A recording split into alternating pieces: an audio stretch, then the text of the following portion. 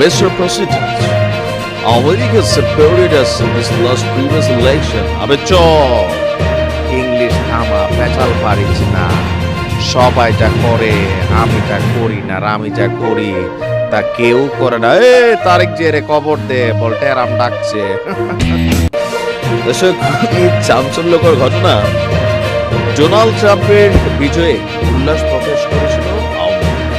Even Donald Trump পাশ করলে আপনার আওয়ামী লীগের রাজনীতিতে অনেক পরিবর্তন ঘটবে। কেউ কেউ বলছিলেন যে আপনার এই নির্বাচনের আগ মুহূর্তে, মানে মার্কিন যুক্তরাষ্ট্রের প্রেসিডেন্ট নির্বাচনের আগ মুহূর্তে ডোনাল্ড ট্রাম্প বাংলাদেশ ইস্যুতে যে টুইট করেছিলেন, সো ডক্টর ইউনূসের সাথে তার সম্পর্কের একটা নেগেটিভিটি সামনে এসেছে। আবার অতীতেও ডক্টর ইউনূস ট্রাম্পকে নিয়ে সমালোচনা করেছেন। কিন্তু প্রশ্ন হচ্ছে, হঠাৎ করে কেন তারেক রহমানকে ডোনাল্ড ট্রাম্প তিনি ডাকলেন, হচ্ছে আমন্ত্রণ করলেন?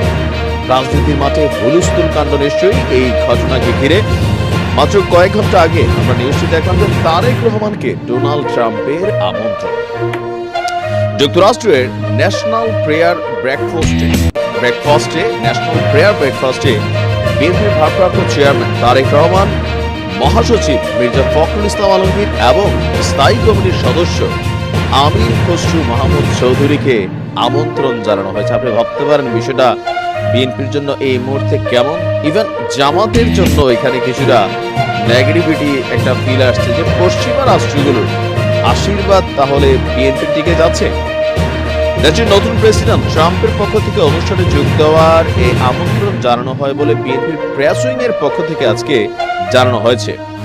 ইউএস কংগ্রেসের নেতৃত্বে আয়োজিত ন্যাশনাল প্রেয়ার ব্রেকফাস্টটি আগামী 5 থেকে 6 ফেব্রুয়ারি যুক্তরাষ্ট্রের ওয়াশিংটন ডিসিতে অনুষ্ঠিত হবে। আর আগামী 20 জানুয়ারি 47তম প্রেসিডেন্ট হিসাবে শপথ নেবেন ট্রাম্প। সারা পৃথিবীর সম্ভবত যারা রাষ্ট্রপ্রধান আছেন, আপকামিং নেতা আছেন, তাদেরকে নিয়ে একবার সকালের নাস্তাটা খাইতে চায় আর কি।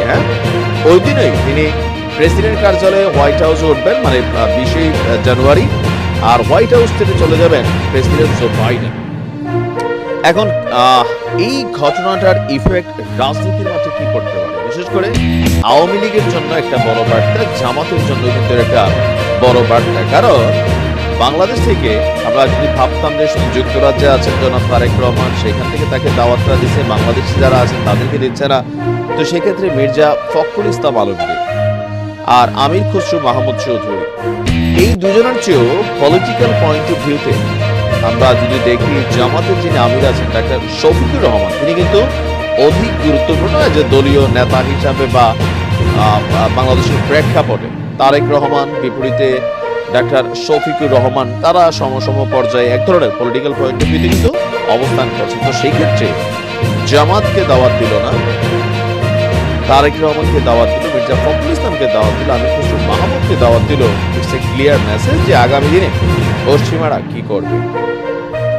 আর জিওপলিটিক্সে আমাদের যে ইসলামিক রাজনৈতিক দলগুলো আছে তাদেরকে কিন্তু কেউ পছন্দ করে না। আপনি দেখবেন মানে জঙ্গি, ধর্ম বা উগ্রপন্থী, ধর্মান্ধ, এরকম নানান ট্যাগ কিন্তু তারা দিয়ে রাখে। ওয়ান কাইন্ড অফ ইসলাম ফোবিয়াতে তো তারা ভোগেই।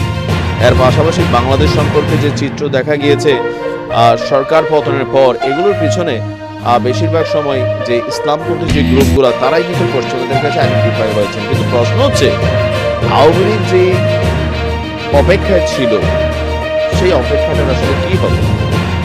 দেশীয় আওয়ামী লীগের যারা নেতাকর্মী আছেন সকলেরই মন খারাপ, বিএনপির মধ্যে আনন্দ উচ্ছ্বাস। দেখা যাক সেই ছবি কখন আসে যে তারেক রহমান আর ডোনাল্ড ট্রাম্প বসে নাস্তা খাচ্ছেন, মির্জা ফখরুল ইসলাম সেলফি নিচ্ছেন, আর আমির খসরু মাহমুদ চৌধুরী একটা ফিল নিয়ে তিনি দেশে একটা সাংবাদিকদের সাথে কথা বলছেন।